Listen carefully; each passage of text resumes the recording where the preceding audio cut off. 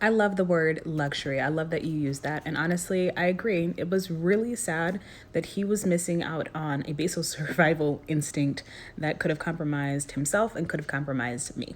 A concern that I always had, in our relationship because of the fact that he was, biracial and he was raised by a white woman, was the fact that any child that passed through me was going to be black. He was a darker skinned man, even though he was biracial. So I'm like, God, any person, right, that comes through me is going to be most likely phenotypically black. And they're not going to be able to, navigate the world in the same way that you've been able to, or in the way that your, white passing, nieces and nephews have been able to.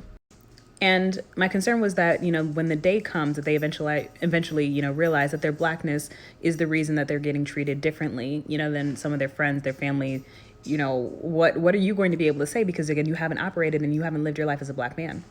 All of those hard-hitting conversations that my parents had to have with me, I'm like, am I going to be the only one having those conversations since you clearly don't know anything about that? It really did scare me that day that we went and rode our bikes over to that beach, because I'm like, there is no sense of self-preservation here at all.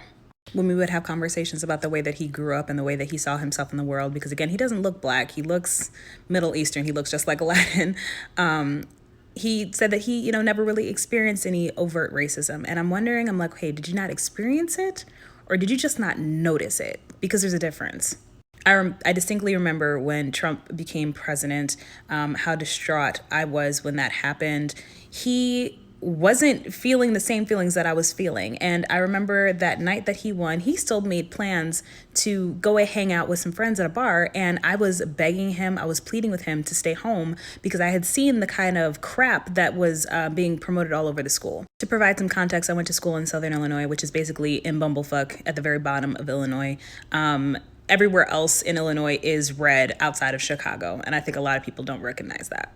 Anyway, a couple of weeks leading up to the election, there were people who put racial slurs on the sidewalks, hashtag MAGA, send the BEANERS back to Mexico, send the N-words back to Africa, just ridiculous shit. And so naturally, I was very scared to walk around campus during that time. And as soon as Trump became president, I was on 10, my nerves were on 10.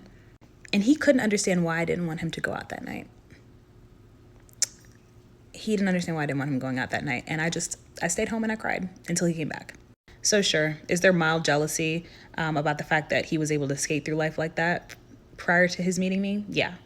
Overall, I felt more sad than anything. But all of that was years ago, and he knew that if he wanted to stay in a relationship with me, that he was going to have to educate himself. And he did, and I was proud of him.